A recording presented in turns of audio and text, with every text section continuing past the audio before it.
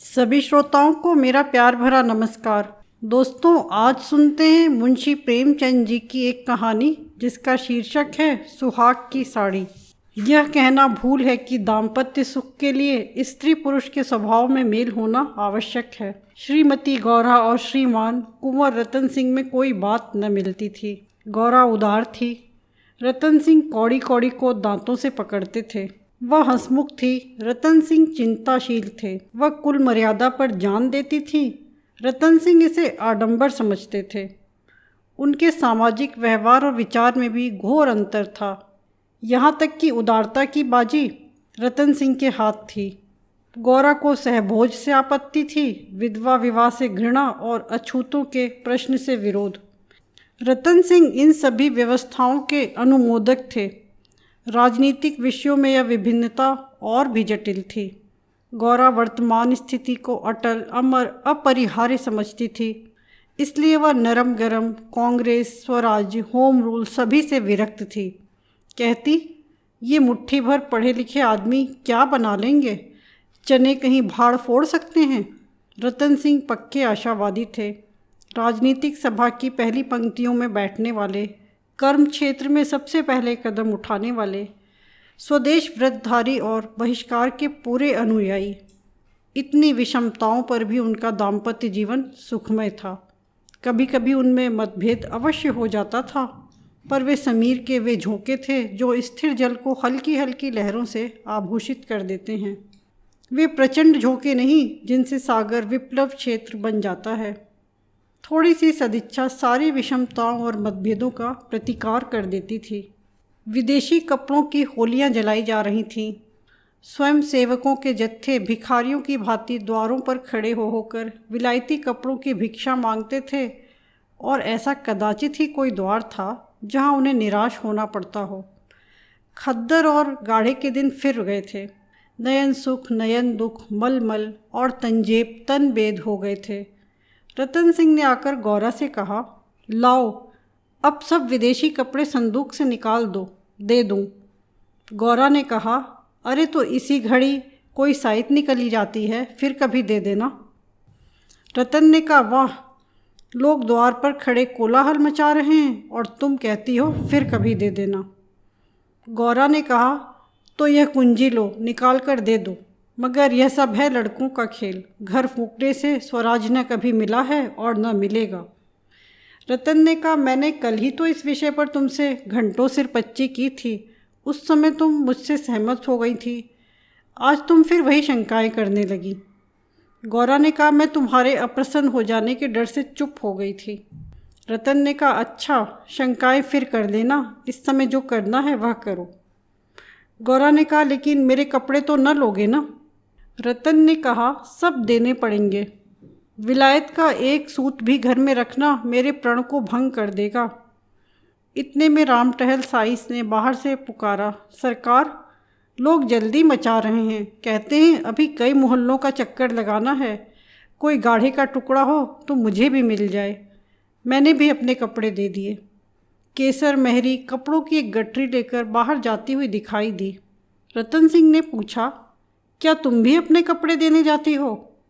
केसर ने लजाते हुए कहा, हाँ सरकार, जब देश छोड़ रहा है तो मैं कैसे पहनूं? रतन सिंह ने गौरा की ओर आदेशपूर्ण नेत्रों से देखा। अब वह विलंब न कर सकी। लज्जा से सिर झुकाए संदूक खोलकर कपड़े निकालने लगी। एक संदूक खाली हो गया तो उसने दूसरा संदूक खोला। सबसे ऊपर एक सुंदर रेशमी सूट रखा हुआ था जो कुंवर साहब ने किसी अंग्रेजी कारखाने से सिलाया था। गौरा ने पूछा, क्या सूट भी निकाल दूं? रतन ने कहा, हाँ हाँ, इसे किस दिन के लिए रखोगी? गौरा ने कहा, यदि मैं यह जानती कि इतनी जल्दी हवा बदलेगी तो कभी यह सूट न बनवाने देती। सारे रुपए खून हो गए। रतन सिंह ने कुछ उत्तर न दिया। तब गौरा ने अपना संदूक खोला और जलन के मारे स्वदेशी विदेशी सभी कपड़े निकाल निकाल कर फेंकने लगी। वह आवेश प्रवाह में आ गई। उनमें कितनी बहुमूल्य फैंसी जैकेट और साड़ियाँ थीं जिन्हें किसी समय पहनकर वह फूली न समाती थी। बार बार साड़ियों के लिए तो उसे रतन सिंह से तकाजे करने पड़े थे, पर इस समय सबकी आंखों में खटक रही थी। रतन सिंह उसके भावों को ताड़ रहे थे।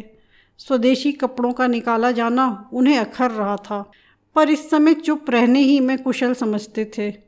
इस पर भी दो एक बार वाद विवाद की नौबत आ ही गई। एक बनारसी साड़ी के लिए तो वह झगड़ बैठे।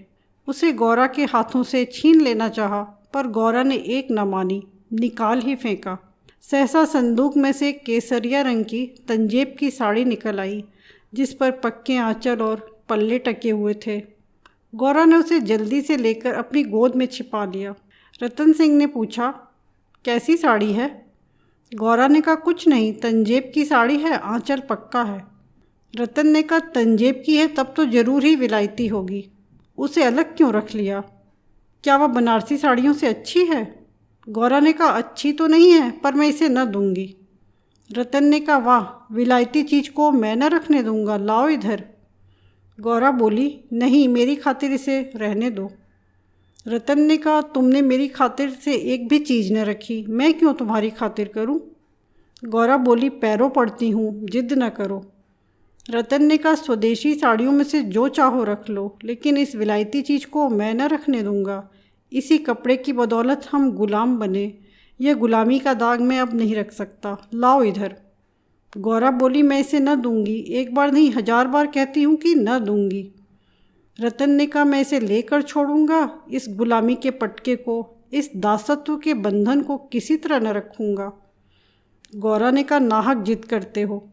रतन ने कहा, आखिर तुमको इससे क्यों इतना प्रेम है? गौरा ने कहा, तुम तो बाल की खाल निकालने लगते हो, इतने कपड़े थोड़े हैं, एक साड़ी रख ही ली तो क्या? रतन ने कहा, तुमने अभी तक इन होलियों का आशय ही नहीं समझा। गौरा ने कहा, खूब समझती हूँ, सब ढोंग है, 4 दिन में जोश ठंडा पड़ जाएगा। रतन ने कहा, तुम केवल इतना बतला दो, यह साड़ी तुम्हें क्यों इतनी प्यारी है, तो शायद मैं मान जाऊँ। गौरा बोली, यह मेरी सुहाग की साड़ी है।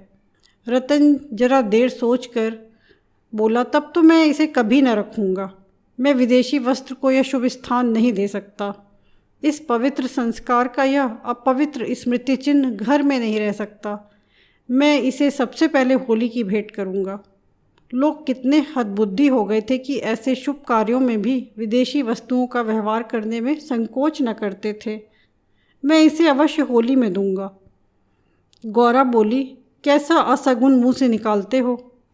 रतन ने कहा, ऐसी सुहाग की साड़ी का घर में रखना ही अशकुन, अमंगल, अनिष्ट और अनर्थ है। गौरा बोली, यूँ चाहे ज़बरदस्ती छीन ले जाओ, पर खुशी से न दूंगी। रतन ने कहा, तो फिर मैं ज़बरदस्ती ही करूँगा, मजबूरी है। यह कहकर वह लपके की गौरा के हाथों से साड़ी छीन लूँ। गौरा ने उसे मजबूती से पकड़ लिया और रतन की ओर कातर नेत्रों से देखकर कहा, तुम्हें मेरे सिर की कसम। केसर महरी बोली, बहू जी की इच्छा है तो रहने दीजिए। रतन सिंह के बढ़े हुए हाथ रुक गए, मुख मलिन हो गया। उदास होकर बोले, मुझे अपना व्रत तोड़ना पड़ेगा, प्रतिज्ञा पत्र पर झूठे हस्ताक्षर करने पड़ेंगे। खैर, यही सही। शाम हो गई थी। द्वार पर स्वयं सेवकगण शोर मचा रहे थे, कुंवर साहब जल्दी आइए, श्रीमती जी से भी कह दीजिए हमारी प्रार्थना स्वीकार करें, बहुत देर हो रही है। उधर रतन सिंह असमंजस में पड़े हुए थे कि प्रतिज्ञा पत्र पर कैसे हस्ताक्षर करूं। विदेशी वस्त्र घर में रखकर स्वदेशी वस्त्र का पालन क्यों कर होगा। आगे कदम बढ़ा चुका हूं, पीछे नहीं हट सकता, लेकिन प्रतिज्ञा का अक्षरशः पालन करना अभीष्ट भी तो नहीं, केवल उसके आशय पर लक्ष्य रहना चाहिए। इस विचार से मुझे प्रतिज्ञा पत्र पर हस्ताक्षर करने का पूरा अधिकार है। त्रियाहट के सामने किसी की नहीं चलती। यूँ चाहूँ तो एक ताने में काम निकल सकता है, पर उसे बहुत दुख होगा। बड़ी भावुक है, उसके भावों का आदर करना मेरा कर्तव्य है। गौरा भी चिंता में डूबी हुई थी। सुहाग की साड़ी सुहाग का चिन्ह है, उसे आग, कितने अशकुन की बात है। ये कभी कभी बालकों की भांति जिद करने लगते हैं, अपनी धुन में किसी की सुनते नहीं, बिगड़ते हैं तो मानो मुँह ही नहीं सीधा होता। लेकिन वे बेचारे भी तो अपने सिद्धांतों से मजबूर हैं, झूठ से उन्हें घृणा है। प्रतिज्ञा पत्र पर झूठी स्वीकृति लिखनी पड़ेगी, उनकी आत्मा को बड़ा दुख होगा।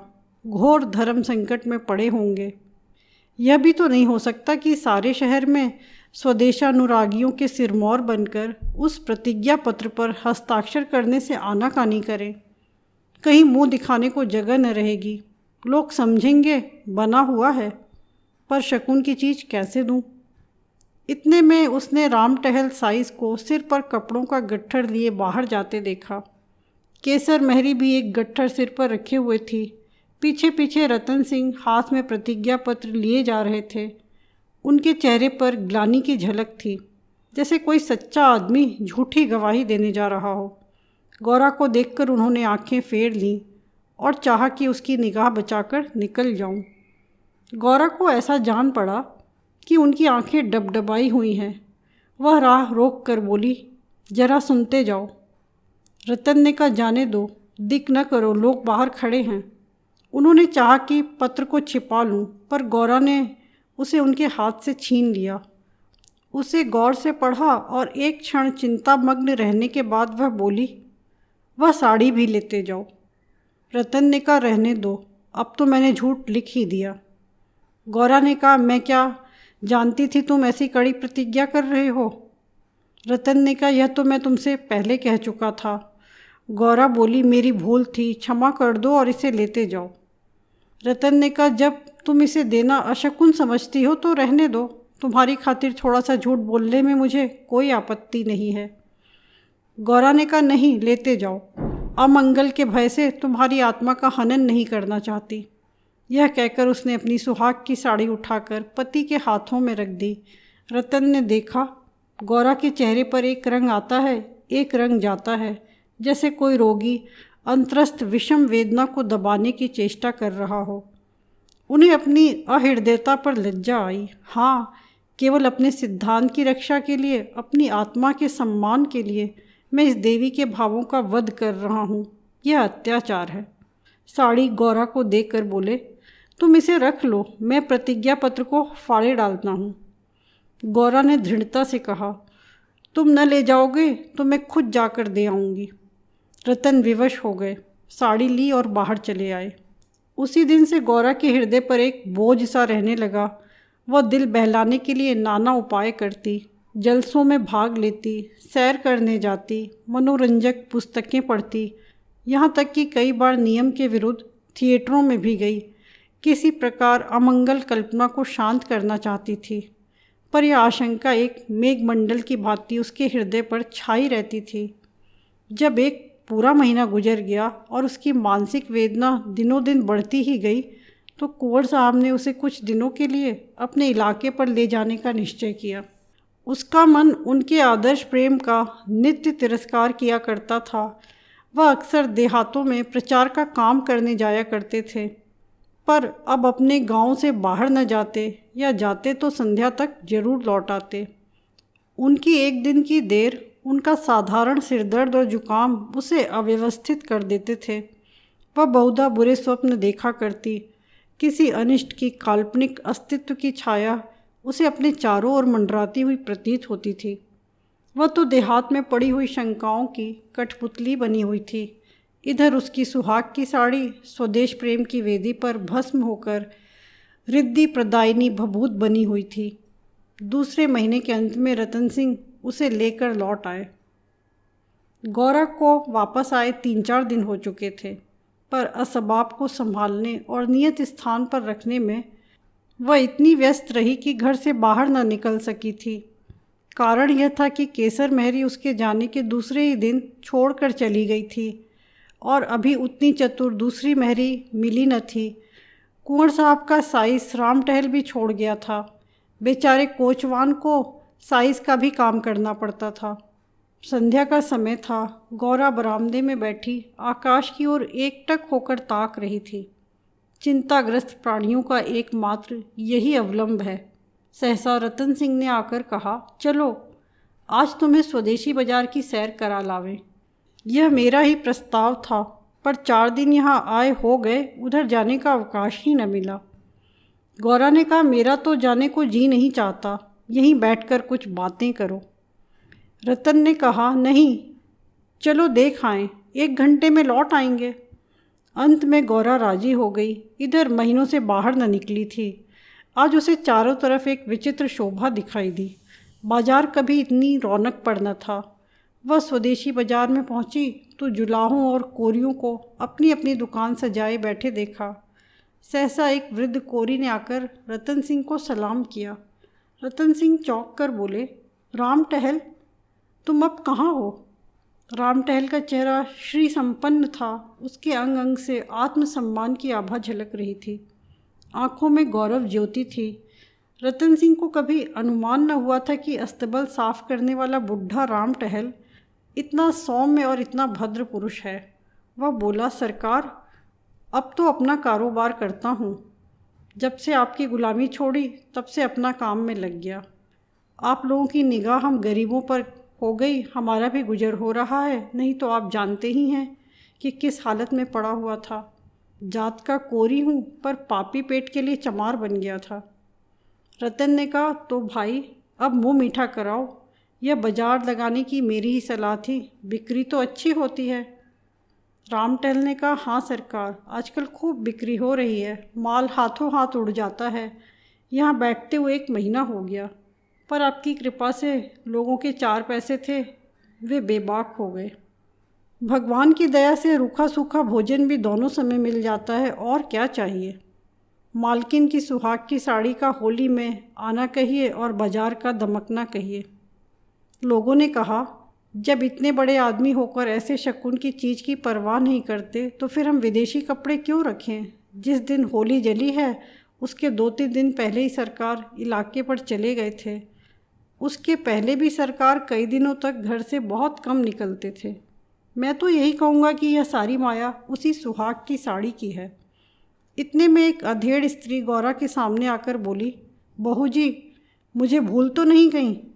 गौरा ने सिर उठाया तो सामने केसर महरी खड़ी थी।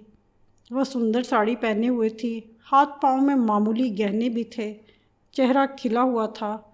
स्वाधीन जीवन का गौरव एक एक भाव से प्रस्फुटित हो रहा था। गौरा ने कहा, इतनी जल्दी भूल जाऊंगी? अब कहाँ हो? हमें लौटने भी न दिया, बीच में ही उड़ भागी। केसर ने कहा, क्या करूं सरकार, अपना काम चलते देखकर सब्र न हो सका। जब तक रोजगार न चलता था तब तक लाचारी थी। पेट के लिए सेवा टहल, कर्म कुकर्म सभी करना पड़ता था। अब आप लोगों की दया से हमारे भी दिन लौटे हैं। अब दूसरा काम नहीं किया जाता। अगर बाजार का यही रंग रहा तो अपनी कमाई खाए न चुकेगी। यह सब आपकी साड़ी की महिमा है। आपकी बदौलत हम गरीबों के कितने ही घर बस गए। 1 महीना पहले इन दुकान वालों में से किसी को रोटियों का ठिकाना न था। कोई साइसी करता था, कोई तासे बजाता था, यहाँ तक कि कई आदमी मेहतर का काम करते थे। कितने ही भीख मांगते थे। अब सब अपने धंधे में लग गए हैं। सच पूछो तो तुम्हारी सुहाग की साड़ी ने हमें सुहागिन बना दिया, नहीं तो हम सुहागिन होते हुए भी विधवाएं थीं। सच कहती हूँ, सैकड़ों जबानों से नित्य यही दुआ निकलती है कि आपका सुहाग अमर हो, जिसने हमारी रांड जात को सुहाग दान किया। रतन सिंह एक दुकान पर बैठकर कुछ कपड़े देखने लगे। गौरा का भावुक हृदय आनंद से पुलकित हो रहा था। उसकी सारी अमंगल कल्पनाएं स्वप्नवत विच्छिन्न होती जाती थीं। आंखें सजल हो गई थीं और सुहाग की देवी अश्रु संचित नेत्रों के सामने खड़ी आंचल फैलाकर उसे आशीर्वाद दे रही थी। उसने रतन सिंह को भक्तिपूर्ण आंखों से देखकर कहा, मेरे लिए भी एक साड़ी ले लो। जब गौरा यहाँ से चली तो सड़क की बिजलियाँ जल चुकी थीं। सड़कों पर खूब प्रकाश था। उसका हृदय भी आनंद के प्रकाश से जगमगा रहा था। रतन सिंह ने पूछा, सीधे घर चलूं? गौरा बोली, नहीं, छावनी की तरफ होते चलो। रतन ने कहा, बाजार खूब सजा हुआ था। गौरा बोली, यह ज़मीन लेकर एक स्थायी बाजार बनवा दो। स्वदेशी कपड़ों की दुकानें हों और किसी से किराया न लिया जाए। रतन ने कहा, बहुत खर्च पड़ेगा। गौरा ने कहा, मकान बेच दो, रुपए ही रुपए हो जाएंगे। रतन ने कहा, और रहें पेड़ तले? गौरा बोली, नहीं, गांव वाले मकान में। रतन ने कहा, सोचूंगा। गौरा जरा देर रुक कर बोली, इलाके भर में खूब कपास की खेती कराओ, जो कपास बोए उसकी बेगार माफ़ कर दो। रतन ने कहा, हाँ तदबीर अच्छी है, दूनी उपज हो जाएगी। गौरा कुछ देर सोचने के बाद बोली, लकड़ी बिना दाम दो तो कैसा हो, जो चाहे चरखे बनवाने के लिए काट ले जाए। रतन ने कहा, लूट मच जाएगी। गौरा बोली, ऐसी बेईमानी कोई न करेगा। जब उसने गाड़ी से उतरकर घर में कदम रखा तो चित्त शुभ कल्पनाओं से प्रफुल्लित हो रहा था, मानो कोई बछड़ा खूंटे से छूटकर किलोले कर रहा हो। दोस्तों, आप सुन रहे थे मुंशी प्रेमचंद की एक कहानी जिसका शीर्षक था सुहाग की साड़ी, जिसमें उन्होंने स्वदेशी अपनाओं पर जोर दिया है। दोस्तों, आपको कहानी कैसी लगी? लाइक, कमेंट और शेयर करें। और यदि आप चैनल पे नए हैं तो चैनल श्रेष्ठ कहानियों को सब्सक्राइब करें। मिलते हैं फिर एक और नई कहानी में। धन्यवाद।